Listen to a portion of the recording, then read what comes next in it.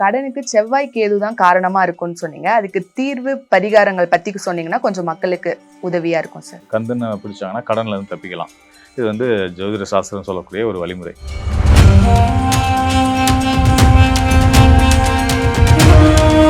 இதுக்கு அடுத்தது ஒரு விஷயம் இருக்கு. நம்ம சித்தநாதர்கள் சொன்ன சூட்சும முறை. இது வந்து என்னன்னா, கடன் அடைக்கிறதுக்கு அவங்க 4 வழிமுறைகள் சொல்லியிருக்காங்க. ஒரு குறிப்பிட்ட நாள், குறிப்பிட்ட நேரம், இந்த நாளில் அந்த நேரத்தில் நீங்கள் கடன் அடைச்சிங்கன்னா பெரிய கடன்லாம் அடைக்க வேணாம். இருக்கிறதுலே உங்களுக்கு இருக்க சின்ன கடனை தொகை பாக்கி இல்லாமல் முழுமையாக போய் நம்ம சொல்கிற அந்த குறிப்பிட்ட நாள் நேரத்தில் நீங்கள் ஒரு சின்ன கடன் அடைச்சிட்டிங்கன்னா டைம் லூப் மாதிரி செயல்படும். அது அடுத்தடுத்து என்ன ஆகுனா, பெரிய கடனை அடைக்கிறதுக்கான பண வருமானத்தை நம்ம கொடுத்துரும்.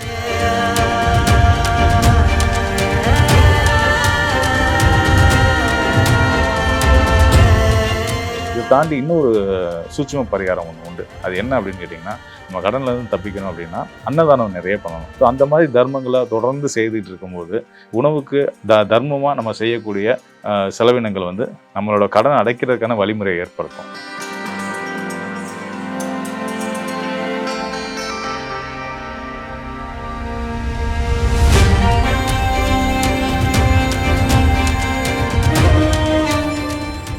ஸ்பிரிச்சுவல் டாக்ஸ் தமிழர்களுக்கு வணக்கம். இன்றைய நிகழ்ச்சியில ஜோதிடர் வரதராஜ பெருமாள் அவர்கள் நம்ம கூட இணைந்து இருக்காங்க. வணக்கம் சார். சார், இப்போ கடன் சுமையால நிறைய பேர் பாதிக்கப்படுறாங்க பொதுவாகவே வாழ்க்கையில. அதுக்கு ஜோதிட ரீதியான காரணம் என்னவா இருக்கும் சார்? நல்ல கேள்வி கேட்டீங்க. ஆக்சுவலா வந்து இந்த கடன் அப்படின்ற ஒரு விஷயம் வந்து பாத்தீங்கன்னா, ஒருத்தரை வாழவும் வைக்கும், ஒருத்தரை வீழவும் வைக்கும். ஸோ அந்த வகையில வந்து கடன் வந்து பாத்தீங்கன்னா, அதை சரியா கையாளுற விதத்துல கையாளும் போது அது நமக்கு தொந்தரவு கொடுக்காது. கடனுக்கான ஜோதிட ரீதியான காரணம் கேட்டீங்க. ஜோதிட ரீதியான காரணம் இருக்கானா? கண்டிப்பான முறையில் இருக்கு. 2 விதத்துல சொல்ல முடியும். ஒன்று வந்து ஒருத்தருடைய ஜனன ஜாதக அடிப்படையில் அவருடைய ஜனன ஜாதகத்துல ருணரோக சத்ருஸ்தானம் சொல்லக்கூடிய 6ஆம் இடம் சம்பந்தப்பட்ட தசாபுத்தி காலங்கள் வந்தாலும், அல்லது கடனை குறிக்கக்கூடிய கிரகங்களான செவ்வாய் மற்றும் கேது இவங்களுடைய தொடர்புடைய தசாபுத்தி நேரங்கள் வந்தாலும் கூட ஒருத்தருக்கு வந்து கடன் வந்து இயல்பாகவே வந்துடும். ஏதோ ஒரு வகையில் வந்துடும். வண்டி வாங்கின வழியில் இஎம்ஐ இப்போ நிறைய ஈஸியாக எல்லாமே கடன் கிடைக்கிற சூழல் மக்களுக்கு இருந்துட்டு இருக்கு. வீடு கட்டுறதுக்காக வாங்குவாங்க, லோன் வாங்குவாங்க, மருத்துவ செலவுகளுக்காக கடன் வாங்குவாங்க, தொழில் சார்ந்த கடன்கள் வாங்குவாங்க. ஸோ இந்த மாதிரியான சூழலில் ஏதோ ஒரு வகையில் கடனும் முயற்சி பண்ணி மக்களும் வாங்கிடுவாங்க. ஆனால் அவங்களோட போதாத நேரம், இப்போ நான் சொன்ன மாதிரி 6ஆம் இடம் சம்பந்தப்பட்ட தசாபுத்தி நடந்துட்டு இருந்தாலும் கூட, அல்லது செவ்வாயை விட ரொம்ப கடுமையான பாதிப்பில் ஏற்படுத்தக்கூடியது கேது. இந்த கேதுவோட திசையெல்லாம் ஆரம்பிச்சிருச்சு அப்படின்னா வந்து பார்த்தீங்கன்னா, அது நல்ல ஆரம்பத்தில் கடனை கொடுக்கும், எல்லாத்தையும் செய்யும், கொடுத்துட்டு நம்மளை கடைசியில் அதை அடைக்கிறதுக்கான வழிமுறையை தெரியாத அளவுக்கு வேற ஏதாவது வாழ்க்கை சூழலில் பிரச்சனைகளை கொடுத்து நம்மளை வந்து சிக்கலில் நிப்பாட்டும். கடன்றது வந்து பார்த்தீங்கன்னா ஒரு ஆயுதத்துக்கு சமம். ஒரு ஆயுதம் வந்து நம்ம எவ்வளோ கவனமாக உபயோகப்படுத்துவோம். ஒரு கத்தியிலேருந்து துப்பாக்கியிலேருந்து எந்த ஒரு விஷயத்தையும் அஜாக்கிரதை யாரும் பயன்படுத்த மாட்டாங்க இல்லையா? அப்போ ஒரு கத்தியை பயன்படுத்த நம்ம அது ஆளை கொல்லும் அப்படின்றதுக்காக நம்ம பயன்படுத்தாமல் இல்லை, நம்மளோட ஆதாயத்துக்காக ஒரு ஆயுதத்தை நம்ம பயன்படுத்த தான் செய்கிறோம். அது போல தான் கடனும். எதுக்கு கடனையும் ஆயுதத்தை நான் ஒப்பிடுறேன் அப்படின்றதையும் சொல்லிடுறேன். கடனை குறிக்கக்கூடிய கிரகமான செவ்வாயும் ஆயுதங்களை குறிக்கக்கூடிய கிரகமும் செவ்வாய் தான். ஸோ இப்போ இந்த 2 பொருளுக்குமான காரகத்துவம் பெற்றது வந்து செவ்வாய் தான். அப்போ நம்ம 2ஐயும் ஒரே மாதிரி தான் பார்க்கணும். ஒரு ஆயுதத்தை எவ்வளோ கவனமாக நம்ம கண்டிப்பாக வந்து ஒரு கத்தியை கையில் எடுக்கும்போது வந்து கூர்மனையை பிடிச்சி எடுக்க மாட்டோம். அப்போ அந்த இடத்துல இருக்கக்கூடிய கவனம், ஒரு பணத்தை ஒருத்தர் கடனாக வாங்கின பணத்தை எப்படி சரியாக நம்ம பயன்படுத்தணும், எப்படி நம்ம அது திரும்ப செலுத்தணும் அப்படின்ற பக்குவம் இருந்தால் மட்டும்தான் கடனால் நம்ம பாதிக்கப்படாமல் இருப்போம். சரி, இப்போ கடனுக்கு செவ்வாய் கேது தான் காரணமா இருக்கும்னு சொன்னீங்க. அதுக்கு தீர்வு, பரிகாரங்கள் பத்தி சொன்னீங்கன்னா கொஞ்சம் மக்களுக்கு உதவியா இருக்கும் சார். அதாவது இந்த கடனால பாதிப்புல இருக்கக்கூடியவங்களுக்கு நம்ம சொல்லக்கூடிய ஒரே தீர்வு என்ன, அதாவது பரிகாரமா நம்ம சொல்லக்கூடிய தீர்வு வந்து பாத்தீங்கன்னா 2 முக்கியமான விஷயங்களை சொல்லுவோம். ஒன்று வந்து முருக வழிபாடு. கந்தனை பிடிச்சாங்கன்னா கடன்ல இருந்து தப்பிக்கலாம். இது வந்து ஜோதிட சாஸ்திரம் சொல்லக்கூடிய ஒரு வழிமுறை. ஏன்னா அந்த கடனை குறிக்கக்கூடிய செவ்வாய்க்கு அதிபதியே முருகன் தான். அவரோட காலடியிலே வந்து நம்ம சரண் அடைஞ்சிட்டோம் அப்படின்னா அவர் நிச்சயமா நம்மளை வந்து இந்த மாதிரியான சிக்கல்கள்ல இருந்து, இந்த செவ்வாய் சம்மந்தப்பட்ட நேரம், இந்த ருணரோக சத்துருஸ்தானம் 6ஆம் இடம் சம்மந்தப்பட்ட நேரம், இந்த கேதுவுடைய சம்மந்தப்பட்ட நேரங்கள்ல வந்து கடன் மட்டும் பிரச்சனையா இருக்காது. அந்த கடனை நம்ம வாங்க வைக்கிறதுக்கான சூழ்நிலை என்னவா இருக்கும்னா, மருத்துவ காரணங்களும், சகோதர வழி பிரச்சனைகளும், வீடு மனை மண் சார்ந்த நிலம் சார்ந்த விஷயங்கள்ல வரக்கூடிய பிரச்சனைகளும் தான் நம்மளை வந்து கடன் வாங்க வேண்டிய கட்டாயத்தை நம்மளை நிர்பந்தப்படுத்தும். ஸோ அப்போ இதுக்கெல்லாமே தீர்வாக நம்ம வந்து சொல்லக்கூடிய வழிபாடு வந்து முருக வழிபாடு தான். முருகனை பிடிச்சா கடன்லேருந்து தப்பிக்கலாம். இது வந்து பக்தி சம்மந்தப்பட்டது.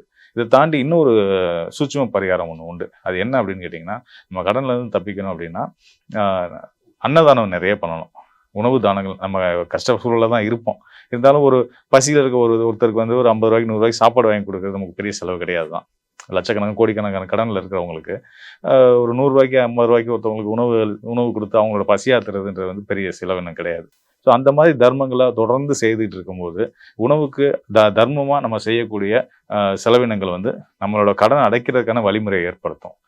இதுக்கு அடுத்ததா இன்னொரு முறையில் கடன் அடைக்கிறதுக்கான வழிகள் இருக்கு. மொத்தம் 4 வகையில் இருக்கு. நான் ரெண்டு வகை சொல்லியிருக்கேன். 3வது வகை வந்து என்னன்னு பார்த்தீங்கன்னா, கடன் இருக்கு அப்படின்னு சொல்லி ஓஞ்சு உட்காராம, மனசு உடைஞ்சு உட்காராம, கடனை தீர்க்கிறதுக்கு ஒரே வழி வந்து நம்மளுடைய வருமானத்தை பெருக்கிறது தான். கடன் ஒரு பக்கம் அதிகமாக இருக்கு அப்படின்னா அதுக்கு மீறி நம்ம சம்பாதிக்கணும். வர்ற வருமானம் அதுக்கு சரியா போயிட்டு இருக்கு அப்படின்னா அதுக்கு மீறி வருமானத்தை வர வச்சோம் அப்படின்னா அந்த கடன் சுமையை நம்ம தீர்க்கிறது நமக்கு ஒரு பெரிய பாரமா இருக்காது. ஸோ அதுக்கான முயற்சிகள் எடுக்கணும். அந்த ஒரு இக்கட்டான சூழல்ல தான் நம்ம வந்து ரொம்ப தெளிவா சரியா முடிவு எடுக்கணும்.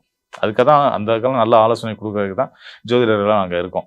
ஸோ இந்த மாதிரி சிக்கலான நேரத்தில் பணம் வரவுலேயே தடை இருக்கக்கூடிய காலகட்டத்தில் என் கடன் அடைக்கிறதுக்கான வழிமுறை என்னன்னு கேட்டிங்கன்னா, உங்கள் ஜாதகத்தில் கண்டிப்பான முறையில் அதுக்கான வழிமுறைகள் இருக்கும்.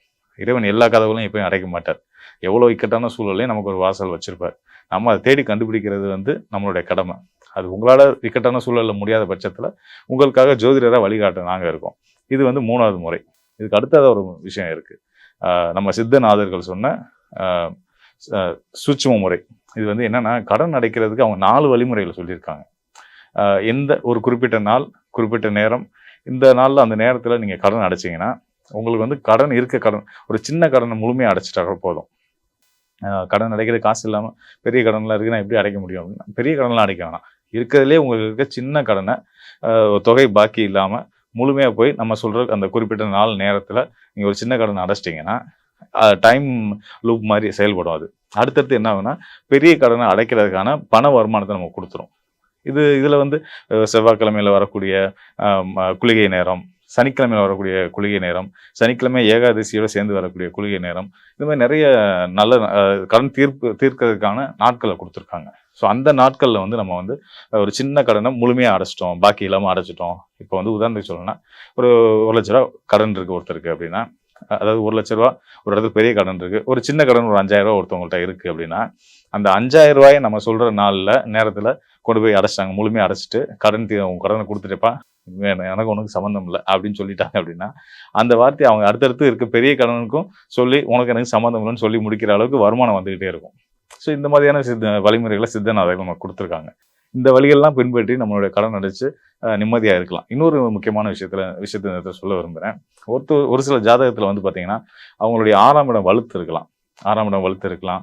அவங்களுக்கு லக்ன தொடர்பு, உயிர் தொடர்புன்னு சொல்லக்கூடிய நிலையில் செவ்வாயோ கேதுவோ தொடர்பில் இருந்தால் அவங்களுக்கு வந்து வளர கடன் இருந்துக்கிட்டே தான் இருக்கும். ஸோ அவங்களுக்குலாம் நம்ம சொல்கிற வழிமுறை என்ன அப்படின்னா, உங்களுக்கு நீங்கள் என்ன பண்ணீங்கனாலும், எந்த கால சூழல்னாலும், யோகமான நேரத்தில் இருந்தால் கூட கடன்றது உங்களுக்கு இருந்துகிட்டு இருக்கும். அதனால எப்பயுமே வந்து கடனை தீர்த்துட்டு நிம்மதியாக இருக்கணும்னு மட்டும் நினைக்காதீங்க. ஏன்னா கடன் இல்லாமல் உங்களால் வாழ முடியாது. கடன் உங்களை தொடர்ந்து வந்துகிட்டே இருக்கும். அப்போ நீங்கள் அதுலேருந்து அந்த பாரம் இல்லாமல், கடன் சுமை இல்லாமல் நிம்மதியான வாழ்க்கையை வாழணும் அப்படின்னா, அந்த கடனை பயன்படுத்தி வளர்றது எப்படின்ற திட்டமிடலை ஏற்படுத்திக்கோங்க அப்படின்றத சொல்லுவோம். அதை தாண்டி சம்பாதிக்கிறதுக்கான வழிமுறைகளையும் யோசிச்சு அதுக்கான சரியான பாதையில் போகும்போது உங்களுக்கு கடன் ஒரு பிரச்சனையாக தெரியாது. இன்னும் சொல்லப்போனால் அந்த கடனால் நீங்கள் வளருவீங்க அப்படின்றத சொல்லுவோம்மா. பொதுவாகவே வந்து கடனால எல்லாரும் பாதிக்க தான் சார் படுவோம். நீங்க வந்து வளர முடியும்ன்ற ஒரு விஷயம் வந்து சொன்னீங்க. அது எப்படின்னு கொஞ்சம் விளக்கமா சொல்றீங்களா? அதாவதுமா, இப்போ நம்ம கடன் வந்து யாருக்கு வளர்ச்சியை கொடுக்கும் நான் சொல்லியிருந்தேன். அதாவது ஒருத்தருக்கு வந்து எப்பயுமே அவர் உயிர் தொடர்புடைய கிரகத்தோட உயிர் தொடர்புடைய நிலையில செவ்வாயும் கேதுவும் இணைவு பெற்றிருந்தால் அவங்களுக்கு எப்பயுமே கடன் இருக்க தான் செய்யும். அவங்களுக்கு அதுக்காக எப்பயுமே கடனால கஷ்டப்பட்டுக்கிட்டு இருப்பாங்கன்ற அர்த்தம் கிடையாது. கடன் அவங்களோட வளர்ச்சிக்கு உதவும் செய்யும். ஏன்னா யோக காலங்களும் தசாபுத்திகளும் வரதானே செய்யும். ஸோ அந்த நிலையில அந்த கடன், அவங்க வாங்கக்கூடிய கடன்கள் அவங்க வளர்ச்சி அடையவும் செய்யும். அதோட இன்னொரு முக்கியமான விஷயத்தை நான் சொல்ல விரும்புகிறேன். நீங்கள் உலகத்திலேயே யார் மிகப்பெரிய கடன்காரனோ அவன் தான் உலகத்திலே மிகப்பெரிய கோடீஸ்வரனாக இருப்பான். கடனை வச்சு தான் ஒருத்தனால பணத்தை சம்பாதிக்க முடியும். பணத்தை சம்பாதிச்சு தான் இன்னும் அடுத்த பணத்தை சம்பாதிக்க முடியும். இதுதான் இந்த செவ்வாயோட மேஜிக்னு நம்ம சொல்லுவோம்.